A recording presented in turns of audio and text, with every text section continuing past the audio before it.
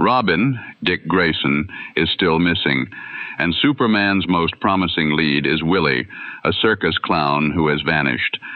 That is the situation in The Adventures of Superman, The Dead Voice Part-5, broadcast October 2nd, 1946, on the Mutual Broadcasting System. Program number 1068 is the 5th chapter in a 15-part Superman and Batman serial, with Bud Collyer as Superman and Jackson Beck, heard as the announcer and also credited as Willie. The serial ran from September 26th through October 16th, sponsored by Kellogg's Pep and Kellogg's Crumbles.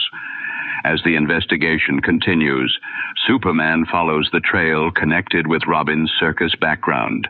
And now, the original broadcast. Faster than a speeding bullet. More powerful than a locomotive. Able to leap tall buildings at a single bound. Look, up in the sky. It's a bird. It's a plane. It's Superman. Kellogg's Pep. P-E-P, Pep.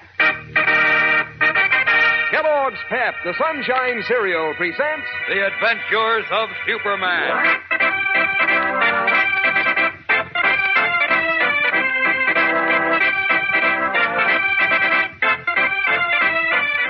Today, Superman effects a thrilling rescue of Jimmy Olsen, but runs into a baffling blind alley with Batman in their effort to trace Dick Grayson.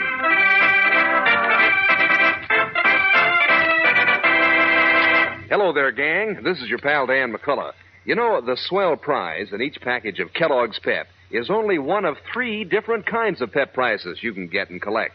That's why collecting Pep prizes keeps right on being fun for weeks and weeks. First off, it's mighty exciting to see which kind of prize you'll get in your next Pep package. Maybe it's a bright-colored comic button picturing a favorite comic strip character, 18 in all, to pin on your jacket or your beanie cap.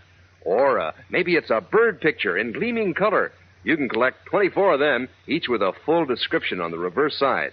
Or maybe your next Pep prize will be one of 7 colored cardboard plane models, a cinch to put together. Yes, sir, you keep right on having fun when you're collecting the prizes and packages of Pep, the Sunshine Cereal. And all the while, you can keep on enjoying breakfast with those crunchy golden whole wheat flakes of Pep. Flakes all crisp and fresh and catchy tasting as you spoon them up. I mean, Pep makes with a flavor in a strictly terrific way. So get going, gang. Ask Mom to get you Kellogg's Pep tomorrow and look for your prize inside the package. And now, the Adventures of Superman. Jimmy Olsen and Dick Grayson, who was really Robin, were captured by Eric Larson, an escaped convict who had sworn to destroy Batman's young companion. In his hideout, Larson told Dick that he would be done away with as soon as a man named Marsh arrived, and inferred that Jimmy was already finished. But yesterday, the police sighted Jimmy in the river, clinging desperately to a rock at the head of Horseshoe Falls. As a police boat hovered nearby, unable to get in close enough to rescue the boy reporter, Batman fought the angry rapids and swam to Jim with a rope. But just as the police began to draw them to safety, the rope broke. As we continue now, Batman, supporting the half-drowned Jimmy, has managed to grasp a jagged rock at the very brink of the roaring cascade. Fighting to keep the rushing, swirling water from sweeping him and Jimmy to death in the falls, Batman feels his great strength ebbing. Listen.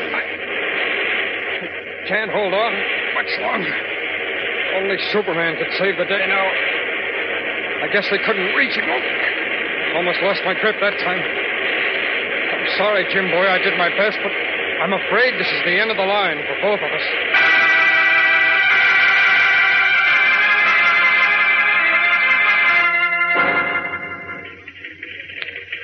Oh, here you are, Clark. Wherever have you been? Up at the state prison, Lois. I think I have a clue to Eric Larson. Just got to find out where the Great American and International Circus is Never playing. mind that now. Come with me. Where? To the Daily Planet radio station and hurry. What for? I'm going to broadcast for Superman. Superman? Why? What's up? It's about Jim. Oh, Clark, Jim? I'm just... Wait a minute, Lois. Wait a minute. What's happened? No, we can't stop now. Oh, poor Jim. Only Superman can Wait, save I him. said. Tell me what happened. What about Jim? He's in the river. What? At the top of Horseshoe Falls, hanging onto a rock. The police can't get a rope to him, and... Great Scott, Well, don't just stand there, Clark. We've got to broadcast it for Superman. I told you only he can save Jimmy. You stay here, Lois.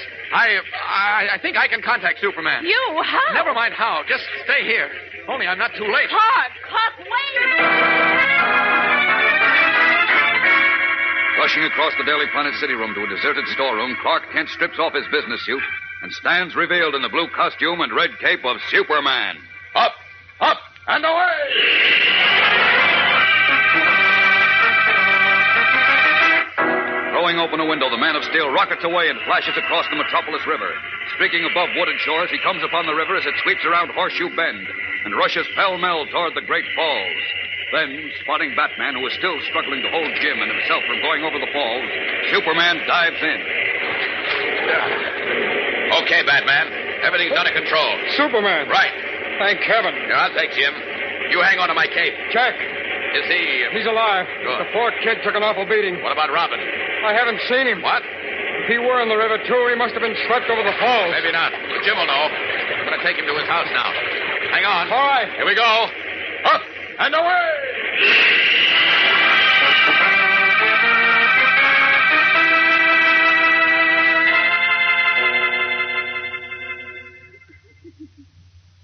Now, you heard what the doctor said, Mrs. Olson. Jim's going to be okay. Oh. Just has to stay in bed for a day or two. Sure. I'm fine, Mom. There, you see? Now, you go to your own room and rest, Mrs. Olson. Mr. Wayne and I have to ask Jim a couple of questions, and then we'll be going, too. Well, all right, Mr. Kent. Now, Jim, you feel up to talking? Sure. I feel a little weak, that's all. But tell me something first. What about Dick Grayson? Is he okay? Well, don't you know? We thought you could tell us. Gee, I don't know, Mr. Wayne. Was he in the river with you? I don't know. I was hoping you could tell me. Oh, Clark. Take it easy, Bruce.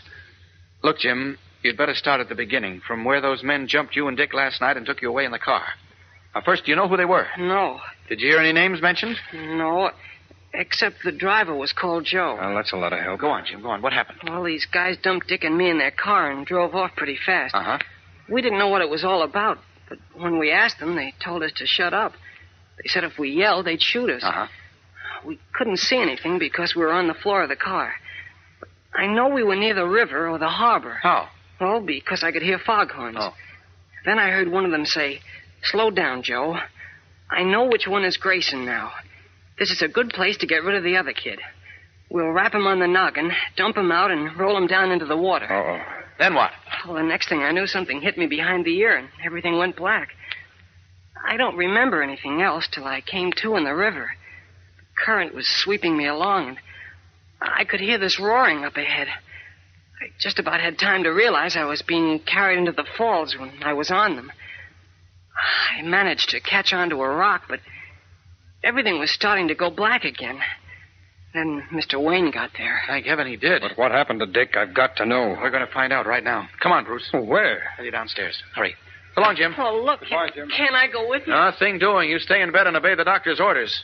We'll be in touch with you as soon as we find Dick. Clark, will you please tell me what's on your mind? Come on downstairs. Okay, but We know now that Eric Larson was behind this. Well, sure, but how? Well, I've got a lead to it. You have? Uh-huh. Well, what's that? I discovered that he had only one visitor while he was in prison.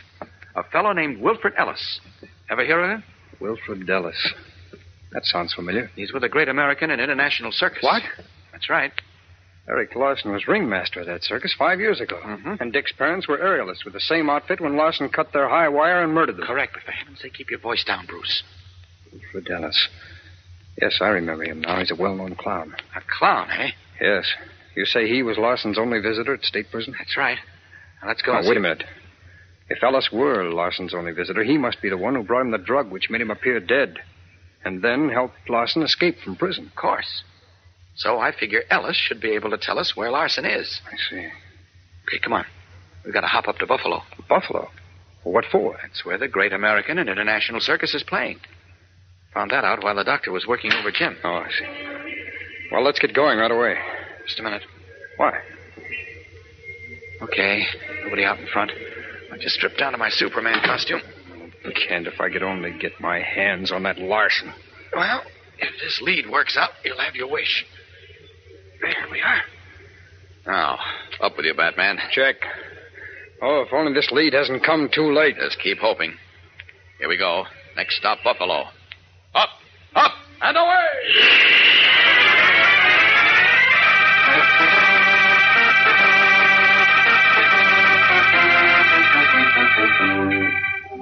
The most sensational collection of human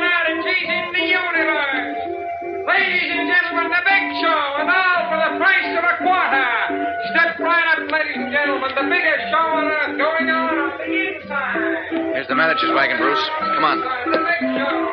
The big show's on right this way. Come in. Let's go, Bruce. Yes?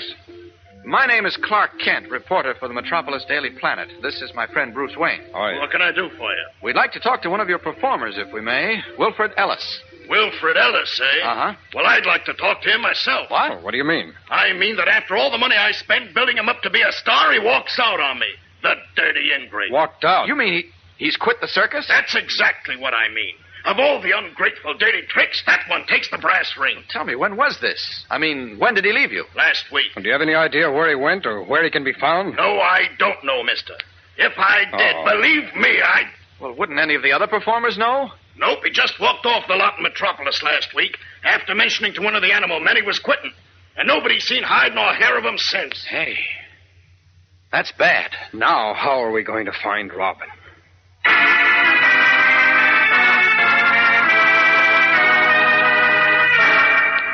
Dismayed, Clark Kent and Bruce Wayne hear the circus manager tell them that the circus clown, their only clue to Eric Larson and Dick Grayson, has disappeared.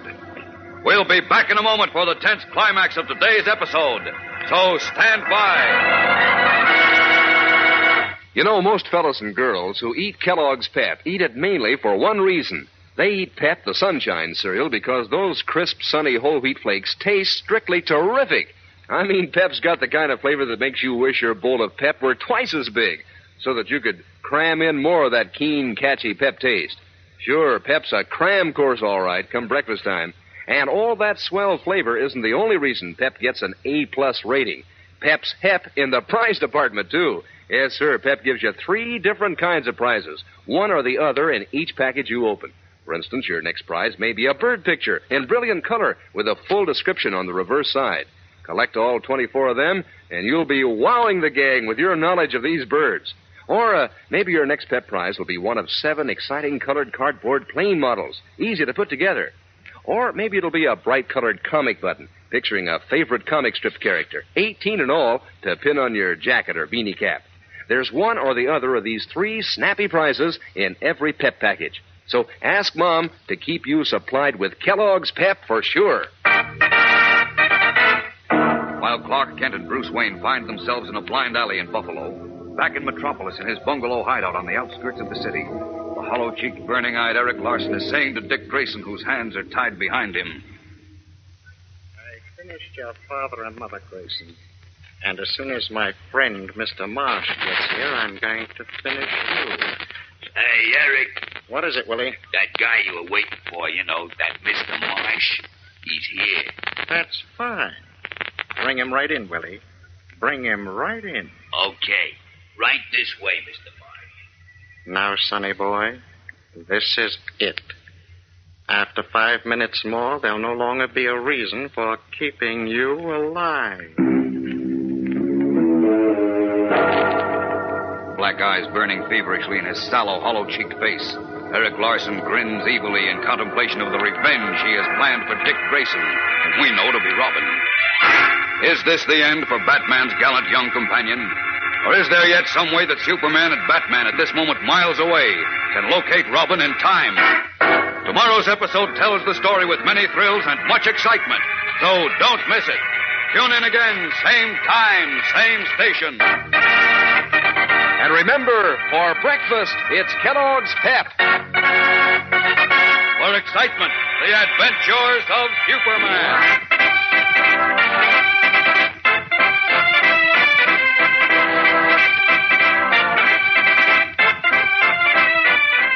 Superman is a copyrighted feature appearing in Superman DC comic magazines and is brought to you Monday through Friday at the same time by Kellogg's Pep, the Sunshine Cereal.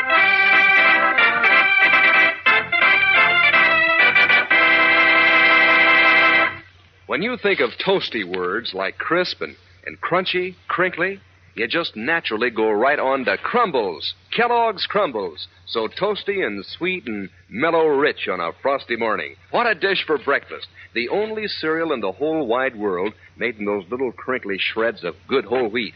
And you know about whole wheat, don't you? You know it's good for you. Sure. So get your wholesome whole wheat in crisp, crunchy, crinkly crumbles. Kellogg's Crumbles. And be sure to be with us tomorrow for the thrilling adventures of Superman.